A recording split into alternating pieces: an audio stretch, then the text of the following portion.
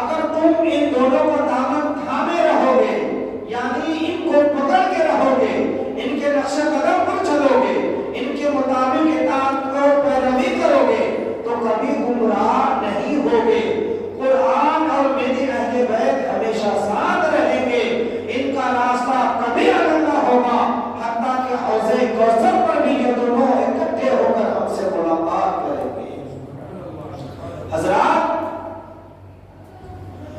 حضرت محمد عربی صلی اللہ تعالی علیہ وسلم کے اس فرمان عالی شان میں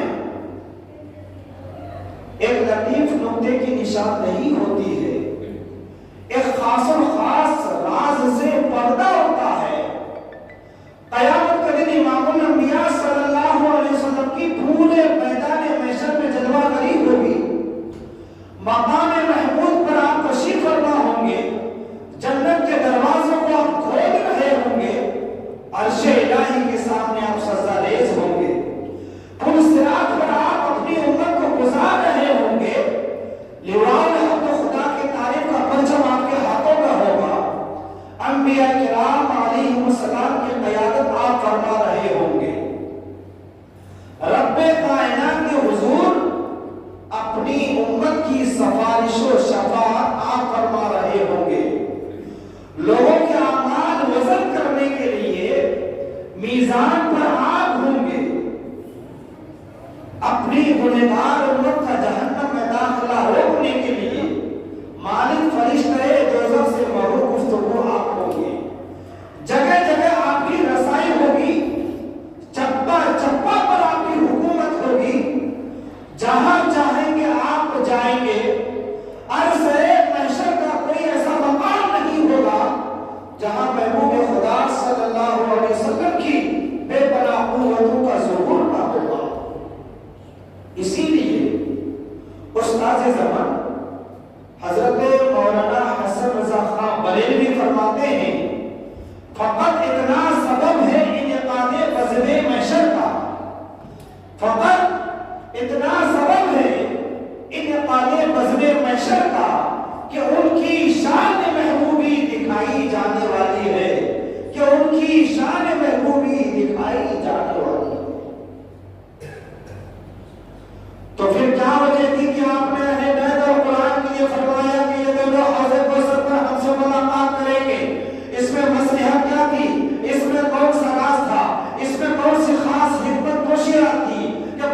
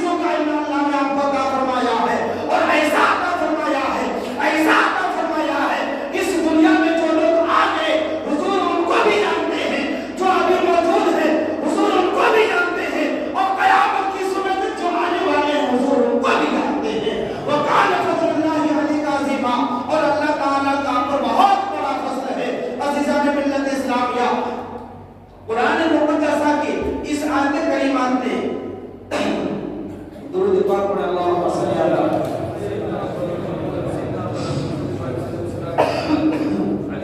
صلی اللہ علیہ وسلم. اس مقدس آیت نے، قرآن پاک اس مقدس آیت نے کتنی وضاحت کے ساتھ علوم مصطفیٰ صلی اللہ علیہ وسلم کے بہرے نام پیدا کلام کا اظہار فرما دیا کہ جو کچھ بھی اور جن جن چیزوں کو آپ نہیں جانتے تھے وہ ازل سے لے کر ابد تک کی کائنات کی تمام چیزوں کا علم اللہ نے آپ کو عطا فرمایا ہے. حضرات اب آپ بتا دیجئے علوم و معارف کی وہ کون سی دولت ہے جو رحمت للعالمین صلی اللہ تعالی علیہ وسلم کی رحمت والی کمری میں نہیں ہے. عالم شہادت اور عالم غیب کا وہ کون سا ایسا منظر ہے جو پیارے مصطفیٰ صلی اللہ تعالی علیہ وسلم کی نگاہ نبوت کے پیش نظر نہیں ہے. یا رسول اللہ علیہ السلام آپ سے کوئی غیب کیسے پوشیدہ رہ سکتا ہے جب غیب الغیب رب کائنات پوشیدہ نہ رہ سکا. جن آنکھوں سے خدا نہیں چھپا بھلا ان آنکھوں سے خدا کی ساری خدائی کیوں کر اور کیسے پوشیدہ رہ سکتی ہے. اسی لیے تو اعلیٰ حضرت عظیم البرکت مجدد دین و ملت اشرا امام احمد رضا خان فاضل بریلوی بریلی کی سرزمین پر سے پکار اٹھتے ہیں اور کوئی غیب کا تم سے نہا ہو بھلا. یا رسول اللہ اور کوئی غیب کا تم سے نہا ہو بھلا. جب نہ خدا ہی چھپا تم پہ کروڑوں درود، جب نہ خدا ہی چھپا تم پہ کروڑوں درود اور سر عرش پر ہے تیری گزر، دل فرش پر ہے تیری نظر. یا رسول اللہ سر عرش پر ہے تیری گزر، دل فرش پر ہے تیری نظر. ملکوت و ملک میں کوئی شے نہیں وہ جو تجھ پہ آیا نہیں، وہ جو تجھ پہ آیا نہیں. حضرات محترم یہ ہے میرے نبی کا علم غیب. اللہ تبارک و تعالیٰ نے اپنے محبوب کو کتنا علم غیب عطا فرمایا اور اللہ کے محبوب نے اپنے اللہ سے کتنا علم غیب لیا. یہ تو صرف دینے والا جانتا ہے اور لینے والا جانے. ہم تو صرف اتنا جانتے ہیں کہ ہمارے نبی کو اتنا علم غیب تھا کہ ازل سے لے کر ابد تک کی کائنات کی ساری چیزیں میرے نبی جو ہے جانتے تھے. سبحان اللہ. حضرات محترم غیب کے تعلق سے اللہ قرآن پاک میں ایک جگہ اور ارشاد فرماتا ہے وَمَا كَانَ اللَّهُ لِيُطْلِعَكُمْ عَلَى الْغَيْبِ وَلَٰكِنَّ اللَّهَ يَجْتَبِي مِن رُّسُلِهِ مَن يَشَاءُ. یعنی اللہ تعالیٰ کی یہ شان نہیں کہ وہ عام لوگوں کو علم دے دے، لیکن اللہ تعالیٰ جسے چاہتا ہے، اللہ تعالیٰ جسے چاہتا ہے اسے اپنا رسول بنا لیتا ہے، یعنی اپنا مجتبی بنا لیتا ہے. یعنی علم غیب کا علم دینے کے لیے اپنے رسولوں کو چن لیتا ہے. سبحان اللہ. اور ایک جگہ اللہ ارشاد فرماتا ہے وما هو علی الغیب بضنین. یعنی یہ نبی غیب بتانے میں بخیل نہیں ہے. سبحان اللہ. حضرات بخیل کا مطلب آپ حضرات سمجھتے ہیں، بخوبی سمجھتے ہیں کہ کسی انسان کے پاس دولت ہو پھر اس دولت کو وہ کنجوسی سے استعمال کرے تو ایسے آدمی کو بخیل کہتے ہیں. ہرگز اس آدمی کو بخیل نہیں کہا جائے گا جس کے پاس دولت ہی نہیں ہے، جو خود ہی غریب ہے، فقیر ہے، بھکاری ہے. ایسے شخص کو بھکاری نہیں بخیل نہیں کہا جائے گا. تو حضرات اللہ نے فرمایا وما هو علی الغیب بضنین، اور یہ نبی غیب بتانے میں بخیل نہیں ہے. حضور نے غیب بتایا، بہت بتایا. آپ احادیث کریمہ کو اٹھا کر دیکھیں، بہت ساری احادیث غیب کے تعلق سے موجود ہیں. حضرات محترم ایک مرتبہ حضور صلی اللہ تعالی علیہ وسلم ایک قبر کے قریب سے گزرے، ان کے ساتھ میں صحابہ کرام بھی ہیں. حضور ارشاد فرماتے کہ صحابیوں رکو. حضور ٹھہر جاتے ہیں. ایک درخت کھجور کے درخت سے ٹہنی کو توڑتے ہیں. توڑنے کے بعد اس کے دو حصے کرتے ہیں. دو حصے کر کے دونوں قبر میں ایک ایک ٹہنی کو گاڑ دیتے ہیں. صحابہ کرام عرض کرتے یا رسول اللہ علیہ السلام یہ کیا ماجرا ہے؟ اللہ کے رسول ارشاد فرماتے کہ سنو سنو، یہاں پر دو قبریں ہیں اور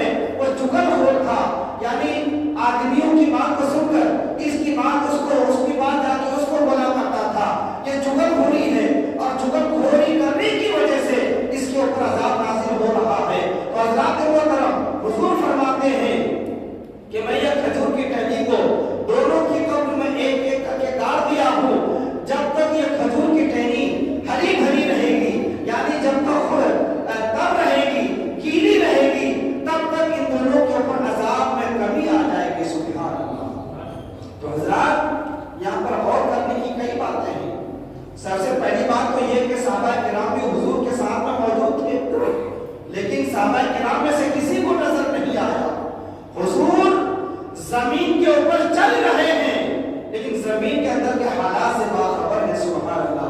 حضور نے فرمایا کہ ان دونوں کے اوپر عذاب نازل ہو رہا ہے. یہ پہلا ہے. دوسرا ہے حضور نے فرمایا کہ ایک کے اوپر پیشاب کے چھینٹوں کی وجہ سے عذاب ہو رہا ہے اور دوسرے کے اوپر چغل خونی کی وجہ سے عذاب ہو رہا ہے. یہ دوسرا ہے. اب تیسرا ہے کہ جب تک یہ پہلی گیلی رہے گی، جب تک یہ تر رہے گی، بھیگی ہوئی رہے گی، اس میں پانی رہے گا، اس ٹہنی کے اندر رس موجود رہے گا، تب تک ان دونوں کے عذاب کو کم کر دیا جائے گا. سبحان اللہ. یہ تیسرا غیب ہے. آپ اندازہ کر سکتے ہیں کہ اللہ نے اپنے نبی کو کتنا علم غیب عطا فرمایا تھا. عزیزان ملت اسلامیہ، درود پاک میں اللہم صلی علی سیدنا مولانا محمد علیہ وسلم. صلو علیہ وسلم و سلام علیکہ یا رسول اللہ صلی اللہ علیہ وسلم. محترم حضرات، ماہ محرم الحرام کے 10 روزہ پروگرام کا یہ آج 8واں پروگرام ہے. انشاءاللہ العزیز کل خلفاء راشدین و اہل بیت اطہار کے تعلق سے میں بیان کرنے کی کوشش کروں گا. آج میری بات یہیں پر ختم ہوتی ہے صرف ایک واقعہ سنا کر علم غیب کے تعلق سے کہ میدان بدر، جو جنگ بدر جسے ہم اور آپ جانتے ہیں، وہاں جو جنگ ہوئی تو مسلمان کو فتح نصیب ہوئی. جو کافر گرفتار ہوئے تھے وہ سارے کافروں کو حضور صلی اللہ علیہ وسلم کی خدمت بابرکت میں پیش کر دیا گیا. حضور صلی اللہ علیہ وسلم اپنے صحابہ کرام سے مشورہ فرما رہے ہیں، اے میرے صحابیوں، بتاؤ ان گرفتار شدگان کے بارے میں تمہاری کیا رائے ہے؟ صحابہ کرام میں سے بعض عرض کرتے ہیں، یا رسول اللہ علیہ السلام، ان سبھی کو قتل کر دیا جائے. اور کچھ صحابی کہتے ہیں، یا رسول اللہ، جس کا جو رشتہ دار ہو وہی اس کو قتل کرے. مگر اللہ کے رسول صلی اللہ علیہ وسلم ارشاد فرماتے ہیں، اے میرے صحابیوں، میری تجویز یہ ہے کہ فدیہ لے کر انہیں رہا کر دیا جائے، انہیں چھوڑ دیا جائے. ان گرفتار شدگان میں حضور رحمت عالم صلی اللہ علیہ وسلم کے چچا حضرت عباس بھی تھے. حضرت عباس جنگ میں روانہ ہوتے وقت اپنی بیوی ام الفضل کو اندر بلا کر کہا تھا، یہ اشرفیوں کی تھیلی ہے، اسے سنبھال کر رکھنا، کسی کو خبر نہ ہو، یہ راز کسی پر ظاہر نہ کرنا.